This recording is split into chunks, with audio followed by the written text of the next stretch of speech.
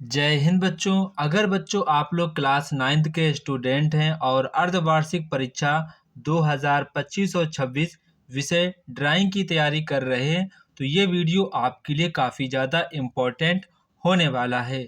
बच्चों आज हम लोग लेटेस्ट पैटर्न पर आधारित एक इम्पोर्टेंट और न्यू क्वेश्चन पेपर देखेंगे जो कि आपके हाफ ईयरली एग्ज़ाम में पूछा जाएगा।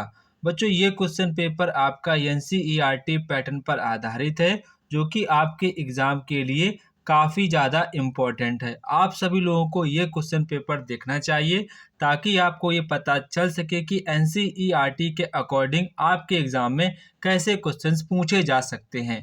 तो ये क्वेश्चन पेपर आपके लिए काफ़ी ज़्यादा इम्पोर्टेंट है। इसमें मैंने सभी के सभी इम्पोर्टेंट क्वेश्चन ही रखे हैं। अगर बच्चों आप लोगों ने इस क्वेश्चन पेपर की अच्छे प्रकार से प्रैक्टिस कर ली तो बच्चों मैं दावे के साथ कह सकता हूं कि आप सभी लोगों के एग्ज़ाम में 60+ मार्क्स 100% आएंगे। तो बच्चों यहाँ पर आपका जो पहला सेक्शन रहेगा खंड का, जहाँ पर आप लोगों से वस्तुनिष्ठ प्रश्न पूछे जाएंगे। तो बच्चों यहाँ पर आपका जो पहला क्वेश्चन है, यहाँ पर सबसे आसान क्वेश्चन पहला ही क्वेश्चन है। कह रहे हैं कि इसमें कितनी रेखाएं भुजाएं होती हैं। तो इसका आंसर आप सभी लोग मुझे कमेंट बॉक्स में कमेंट करके बताएंगे, ठीक है। जिसका आंसर सही रहेगा उसके मैं आंसर को पिन कर दूंगा, या फिर जिस बच्चे ने सबसे पहले कमेंट किया मैं उसके भी कमेंट को पिन कर दूंगा। तो बच्चों यहाँ पर आपको जो सेकेंड क्वेश्चन है, न्यून कोण का मान किससे कम होता है। तो सभी को पता है कि न्यून कोण का जो मान है 90 डिग्री से कम होना चाहिए। विषम बाहु त्रिभुज की भुजाएं कैसी होती हैं। तो विषम बाहु त्रिभुज की जो भुजाएं होती हैं वो सभी अलग अलग नाप की होती हैं, मतलब कि वो सभी की सभी असमान होती हैं। प्रत्येक वृत्त के केंद्र कितने होते हैं। जैसे कि एक हमारा वृत्त है तो इसका एक ही केंद्र होगा। तो यहाँ पर आपका ऑप्शन नंबर डी वाला करेक्ट आंसर हो जाएगा। वर्ग के सभी कोण कितने अंश के होते हैं। जैसे कि हमारा ये वर्ग है तो वर्ग के सभी कोण कितने अंश के होते हैं। सभी को पता है कि वर्ग का जो प्रत्येक कोण है 90 डिग्री का होता है। इसके बाद यहाँ पर आपका क्वेश्चन नंबर 6 है, वृत्त की सीमा को क्या कहा जाता है। तो वृत्त की सीमा को क्या कहा जाता है, उसको कहा जाता है परिधि। क्या कहा जाता है, परिधि कहा जाता है। ऋजु कोण का मान कितना होता है। बच्चों इस हम लोग इसको कहते हैं ऋजु कोण। ऋजु कोण का जो मान होता है 180 डिग्री होता है। इसके बाद आपका क्वेश्चन नंबर 8 है, एनाटॉमी ड्राइंग में मनुष्य के पैरों की लंबाई कितनी होती है। तो बच्चों जो आपका एनाटॉमी ड्राइंग है उसमें मनुष्य की जो पैरों की लंबाई कितनी निर्धारित की गई है, तो वो की गई है 9 इंच लंबाई निर्धारित की गई है। एनाटॉमी ड्राइंग में मनुष्य के कंधों की चौड़ाई कितनी होती है, तो वो आपकी होती है 18 इंच। कितनी होती है, 18 इंच। एनाटॉमी ड्राइंग में घुटनों से एड़ी तक की ऊंचाई कितनी होनी चाहिए, वो आपकी होनी चाहिए 12 इंच। कितनी होनी चाहिए, 12 इंच होनी चाहिए। इसके बाद आपका जो क्वेश्चन नंबर नेक्स्ट है, वृत्त की परिधि और व्यास का अनुपात कितना होना चाहिए। वृत्त की परिधि और व्यास का जो अनुपात होना चाहिए वो आपका 22:7 होना चाहिए, ठीक है। 22:7 होना चाहिए। देखो बच्चों यहाँ पर 22:7 क्या है, अगर आप लोग एक वृत्त खींचें, ठीक है, कोई मन से आप वृत्त खींच लें और उसके मतलब कि एक व्यास को मिला लें। अब व्यास के मतलब कि यहाँ पर जो है व्यास के आपको 7 बराबर भाग करने हैं, ठीक है, 7 बराबर भाग करने हैं। फिर आपको अपना लेना है प्रकाल। प्रकाल में 1 बराबर भाग की आपको लंबाई भर लेनी। फिर आप परिधि में जब कट लगाएंगे ऐसे ऐसे तो आपके पूरे के पूरे 22 कट लगेंगे। कितने कट लगेंगे, 22 कट लगेंगे। इसका मतलब ये आपके बाहर वाले परिधि के 22 और ये आपके 7, इसी के रेशियो को हम लोग कहते हैं 22:7, जिसको हम लोग पाई की वैल्यू के नाम से जानते हैं। तो यहाँ पर आप ये समझ चुके होंगे 22:7। जिस त्रिभुज की दो भुजाएं बराबर होती हैं वो कहलाता है समद्विबाहु त्रिभुज। वृत्त की परिधि के आंशिक भाग को क्या कहते हैं। जो वृत्त का जो आंशिक भाग ये क्या कहलाएगा वो यहाँ पर आपसे पूछ रहे हैं। इसे कहते हैं हम लोग चाप कहते हैं। क्या कहते हैं, चाप कहते हैं। इसके बाद आपके कह रहे हैं जो हॉट रंग कौन सा होता है, जो सबसे गर्म रंग कौन सा होता है। सभी को पता है जो गर्म रंग आपके होते हैं, आपको सभी को पता है लाल रंग आपका गर्म रंग होता है। अच्छे आलेखन के कितने सिद्धांत होते हैं। अच्छे आलेखन के बच्चों मोस्टली 4 सिद्धांत ही होते हैं।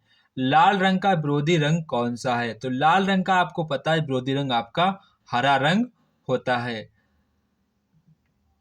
ठंड प्रभाव वाला कौन सा रंग होता है? तो ठंड प्रभाव वाला रंग कौन सा होता है? आपका नीला, जो कि आपका वाटर होता है, जो कि आपको ठंड को सिग्निफाई करता है। इसके बाद यहाँ पर आपसे क्वेश्चन नंबर नेक्स्ट पूछ रहे हैं। क्वेश्चन नंबर 18 काफी ज्यादा इंपॉर्टेंट है। ये आपके बोर्ड एग्जाम में भी पूछा जा चुका है कि तटस्थ रंग कौन से होते हैं। तो आपके 2 रंग होते हैं, एक आपका काला होता है, एक आपका सफेद रंग होता है। इसके बाद जो नेक्स्ट क्वेश्चन यहाँ पर कह रहा है कि शरीर का जो मतलब कि एनाटॉमी ड्राइंग में शरीर मनुष्य का संपूर्ण शरीर किसके सिर का कितना गुना होता है?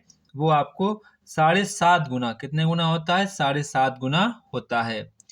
एनाटॉमी ड्राइंग में जांघ की मोटाई कितनी होनी चाहिए? तो एनाटॉमी में जो जांघ की जो मोटाई है वो 4 इंच होनी चाहिए।